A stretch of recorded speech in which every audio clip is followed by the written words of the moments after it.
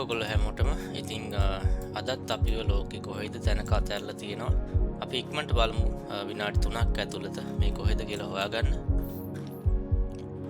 මට වාහනේ දිහා බැලුවම ලයිසන් ප්ලේට් එකේ නිල් පාට එරි කෑලි දෙකක් පේනවා, ස්ට්‍රයිප්ස් දෙකක්. ඒ හින්දා සහ මේ වයිබ් එක දැක්කම මට හිතෙනවා මේක ඉතාලිය කියලා. මොකද ඉතාලියේ තමයි ඉතාලිය ඇල්බේනියා වගේ රටවල් වල තමයි නිල් පාට ස්ට්‍රයිප්ස් දෙකක් තියෙන්නේ සාමාන්‍යයෙන්. ට්‍රූසිලෝ තව චුට්ටක් ඉස්සරහට ගිහිල්ලා බලමු. ක්ලූස් කීපයක් හොයාගන්න. කැමෙලෝ පවියා පොඩි ඉතාලියන් ගතියක් තියෙනවා මේ තියෙන නම් වලත්. හරියටම තාම කන්ෆර්ම් කරගන්න බැහැ. පෝස්ට් ඉටාලියානා. ඔව්, අපි මේ ඉන්නේ ඉතාලියේ. බලමු අපි ඉතාලියේ කොයි හරියද, මොන සිටි එකේද, දකුණේද උතුරේද කියලා හොයාගන්න. මොකද ඉතාලිය කියන්නේ ගොඩක් දුරට විහිදිච්ච රටක් සාපේක්ෂව. පාරක බෝඩ් එකක් තියෙනවා මෙතන. නෑ, ඒකෙත් ටෙක්ස්ට් මොකුත් නැහැ.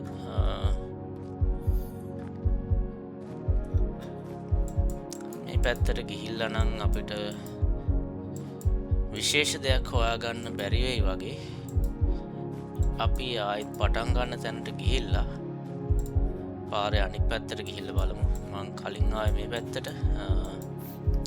අපි පාරේ මේ පැත්තට ගිහිල්ලා බලමු. ඔව්, මුහුද අද්දර ප්ලේස් එකක්. ඒකෙන් අපිට චුට්ටක් නැරෝ ඩවුන් වෙනවා.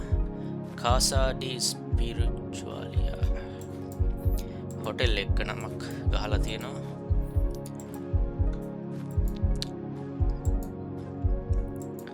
තව ටිකක් උඩට ගිහිල්ලා බලමු. අපිට තප්පර 49ක් තියෙනවා මේක ගෙස් කරගන්න. ඉතින් අද දවසේ 4 වෙනි රවුන්ඩ් එකකින් තමයි මම පටන් ගන්නෙ. මොකද තාක්ෂණික දෝෂයක් හින්දා පළවෙනි රවුන්ඩ්ස් ටික මට හරියට රෙකෝඩ් කරගන්න බැරි වුණා. ඉතින් ඒ අතරෙම ආරාධනා කරනවා channel එකට subscribe කරන්න කියලා. මොකද ඔයගලන්ට travel vlog එකකින් බලා ගන්න බැරි තැනවල් රාශියකට මේ වගේ වැඩක් කරහා යන්න පුළුවන්. ඉතින් ඒ ගැන ඉන්ට්‍රස්ට් එකක් තියෙනවා නම් channel එක subscribe කරන්න කියලා ආරාධනා කරනවා. මට තැන හරියට හොයාගන්න බැරුණා ඉතාලියේ. ඉතින් මම මුහුද අද්දර රැන්ඩම් තැනක් තේරුවා. බලමු මොකද වෙන්නේ කියලා. ඔව්, රට හරි ඉතාලිය. හැබැයි මේ චුට්ටේ වුණත් කිලෝමීටර් 330 ගානක් ඈතින් තමයි අපි ප්ලේස් කරලා තියෙන්නේ. මේගොල්ලෝ දීලා තියෙන හින්ට් එකත් ඩබල් ස්ට්‍රයිප්ස් කියන එක. ලයිසන් ප්ලේට් එකේ දෙපැත්තෙම ස්ට්‍රයිප්ස් තියෙනවා කියන එක. ඉතින් අපි ඒක මුලින්ම ගෙස් කරා. අපි යමු ඊළඟ වටේට. ස්කෝ එක ඇවරේජ් ස්කෝ එකක්, හොඳමත් නැහැ නරකමත් නැහැ. යමු. හයිවේ එක අතැරලා තියෙනවා. මට මේකේ පේනවා පාර්කින් ඒරියා, රෝඩ් ට්‍රේන්, ඉංග්‍රීසි වලින් ලියලා තියෙන්නේ. ඉවන්හෝ රෝඩ්, ඉවන්හෝ විලේජ්. අපි බලමු පාරේ මොන පැත්තෙන්ද ඩ්‍රයිව් කරන්න කියලා මේගොල්ලෝ. මේකෙන් නම් කියන්න බෑ. හැබැයි මෙන්න මේක මෙන්න මේ පොටක් සීබ්‍රා කෙනෙක් වගේ තියෙන එක දැක්කම මට හිතෙනවා මේක සවුත් අප්‍රිකා වෙන්න පුළුවන් කියලා. තාම කන්ෆර්ම් නැහැ. නිව්සීලන්ඩ් වෙන්නත් පුළුවන්. සමහර විට කැම්පින් සයිට් එකක්. ඉතින් පාර දිගේ මෙහෙම යන එක ටිකක් බෝරින් හින්දා මම වීඩියෝ එක පෝස්ට් කරලා තව ක්ලූ එකක් හම්බ වෙච්ච ගමන් වීඩියෝ එක ස්ටාර්ට් කරන්න.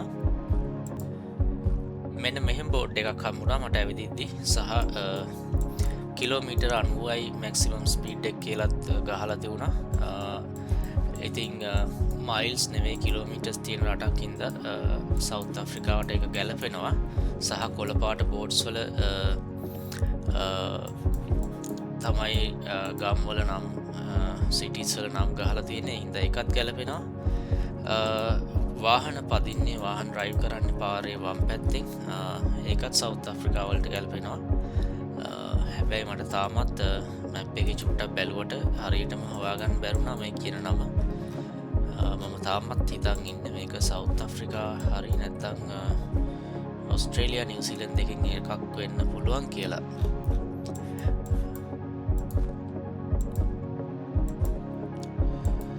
ඒ රටවල් දෙක තියෙන ඈත දුර ඒ දෙක අතර තියෙන දුර ප්‍රමාණය බැලුවම නම් හරියටම මේක ගත්තේ නැත්තම් මම හිතන්නේ අපිට හොඳ ස්කෝ එකක් ගන්න පුළුවන් වෙයි කියලා. ඔව් මේක අනිවාර්යෙන් එක්ක සවුත් අප්‍රිකා නැත්තම් ඔස්ට්‍රේලියා වෙන්න ඕනේ. මම යනවා සවුත් අප්‍රිකා වල තැනක් තෝරන්න. චුට්ටක් ඩ්‍රයි ඒරියා එක මැද හරියට වෙන්න තෝරමු. වරදි වෙන්න පුළුවන් සම්පූර්ණයෙන්. ඔව් ඔස්ට්‍රේලියාව වල උඩ හරිය තමයි තියලා තියෙන්නේ. ලකුණු 4යි හම්බුනේ. හින්ට් එක දීලා තියෙනවා Australian bollards are white with a vertical red stripe towards the top. ඒවනම් මතකීට එන හින්ට්ස් නෙවෙයි. ඉතින් රටක් දැක්කම කැකඩූ නැෂනල් පාර්ක් ටිකක් ප්‍රසිද්ධයි ඩාවින් වල. හරි කමන්නේ. මේ රවුන්ඩ් එකේ නම් හොඳ ස්කෝ එකක් ගන්න බැරුණාට ඉතුරු රවුන්ඩ්ස් ටිකේ අපි ස්කෝස් කීපයක් ගත්තා හොඳ. ඉතින් ආයෙත් මතක් කරනවා channel එක subscribe කරන්න මේ වැඩේට කැමති අය. අපි හෙටත් හම්බෙමු ලෝකෙ කොහේ හරි තැනක. අපි වත්තැල්ල තිබුණම් කොහෙද කියලා හොයාගන්න. thanks වීඩියෝ එක බැලුවට.